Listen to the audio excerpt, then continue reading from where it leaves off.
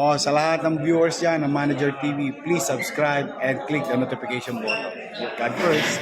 Pagmamahal sa bawat kulay ng ating komunidad.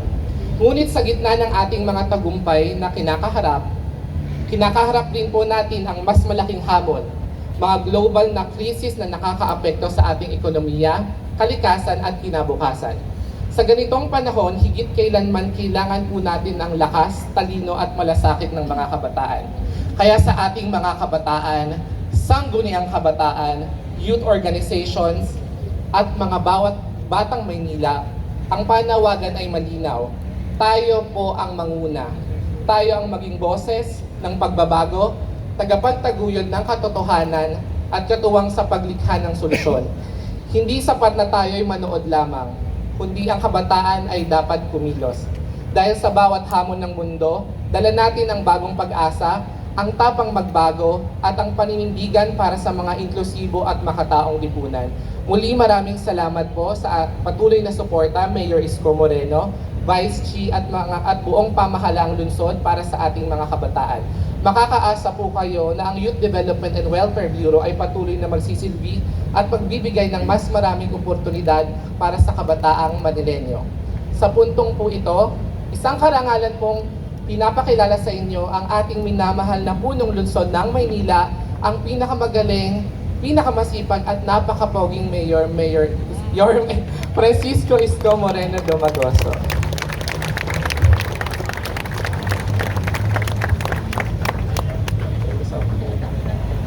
Sir, thank you very much for your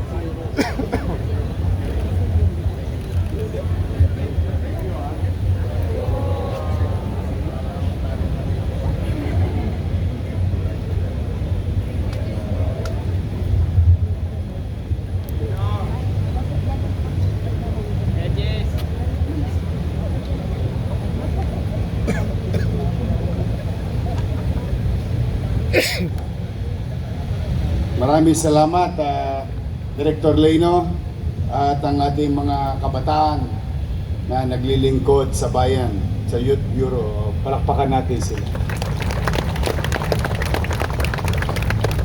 Noong hindi po ako napupuyat, ganun po ang boses ko, katulad ng mga taga-Laysing. Napuyat lang ako eh. Kaya pagpupuyat, tigilan niya. Makakasira ng singing career niya. Kaya po napasayaw na lang akong dying inside. Hi! Hello!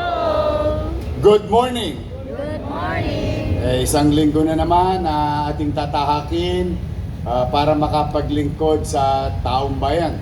At malugod kong ipakilala sa inyo ang bago nating District Director ng Manila Police District, General Santiago. Ayan, palakpakan natin. Halika, General. Ang ganda ng buena mano sa iyo ng mga negosyante ng Maynila. O ito yung mga motor natin. Pangkalawit ng Tolonges sa Maynila. O, para patuloy na andito kayo kay Chief of Staff. Sama mga Chief. Ayan po si General Santiago. At I'm proud to say and I'm happy for him that the former District Director of Manila Police District is now sent to be a regional director in Region 7 sa bandang Cesar, Cebu yun, malaki yun, isa sa mga premiadong rehiyon na destinasyon ng isang pulis bilang pinuno ng rehiyon.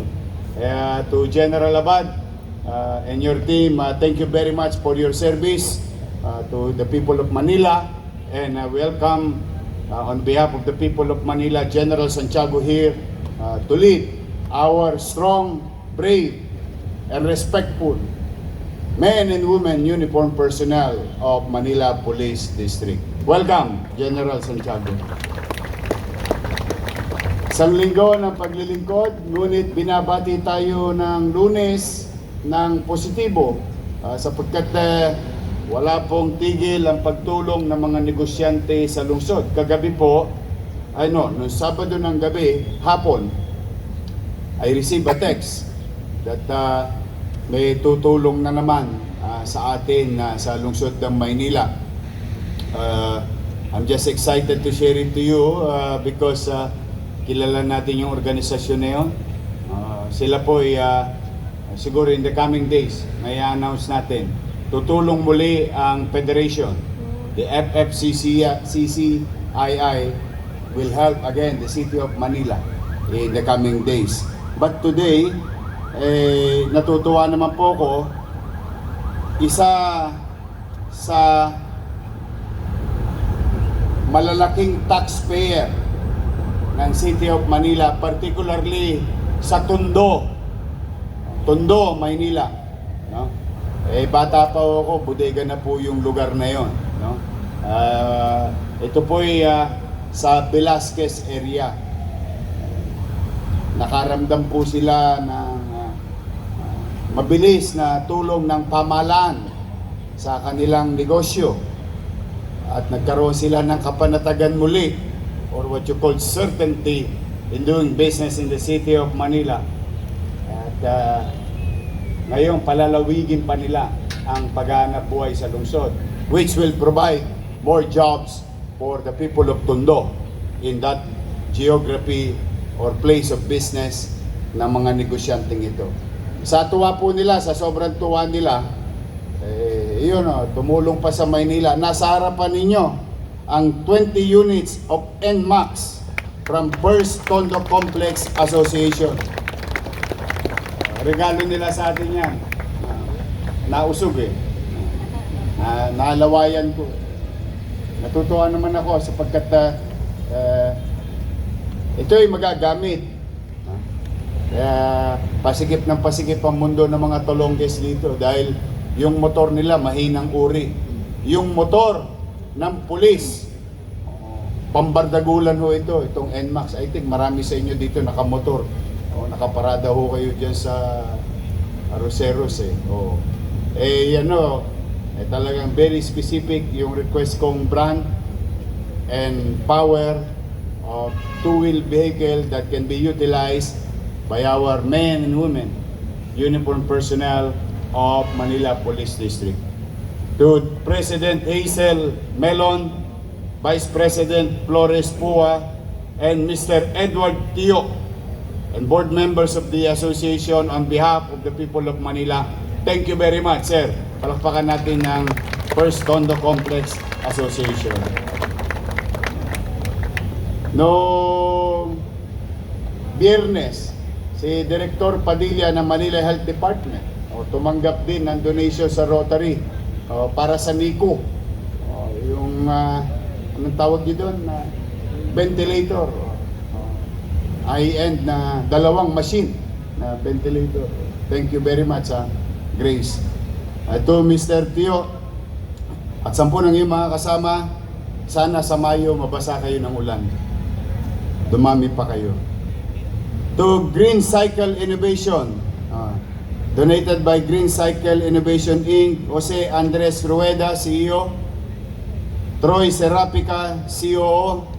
Sila po ay nag-donate ng Comprehensive Wastewater Treatment and Environmental Compliance Program of the City of Manila valued at 3 million pesos and offered no cost to the city government. Thank you very much. Ito po ay pilot project na gagawin within 16 days. At natutuwa po tayo. Tayo po ang una nilang sasampulan ng bioremediation wastewater treatment technology sa ating Manila's public market, Paco Market and Dagonoy Market. Thank you very much, Mr. Jose Andres Rueda and Troy Serapica.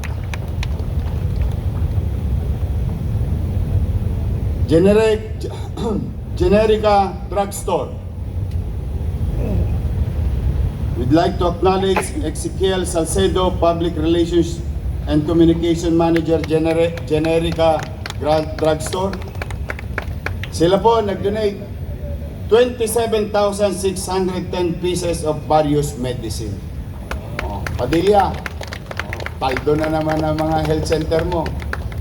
Marami silang donation. Yan po yung lagi kong sinasabi.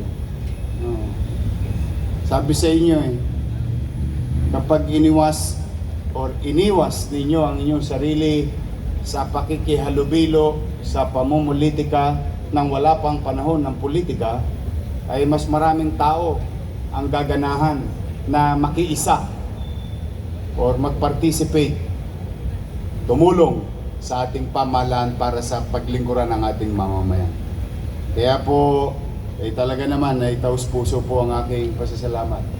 Si Congressman Leandro Lebiste gave us 4,000 bags of 25 kilos of rice. Ayun, kita ninyo, nasa kabilang ilog yun. Hindi ba ikalulugod nating mga taga Maynila? Basta tayo, ulit-ulitin ko, kalimutan nyo na yung mga politiko. Yung politika, pinakikinabangan lang ng politiko. Ang mahalaga yung kapakinabangan ng tao. May panahon para doon, at pagkatapos noon, kasaglit na panahon lang yon. Pinakamatagal nun, 90 dias. Pagka local naman, 45 dias lang. Tapos na ang politika. Pag may nanalo na, oras na ng paglilingkod sa bayan. Hindi paglilingkod sa kapwa politiko.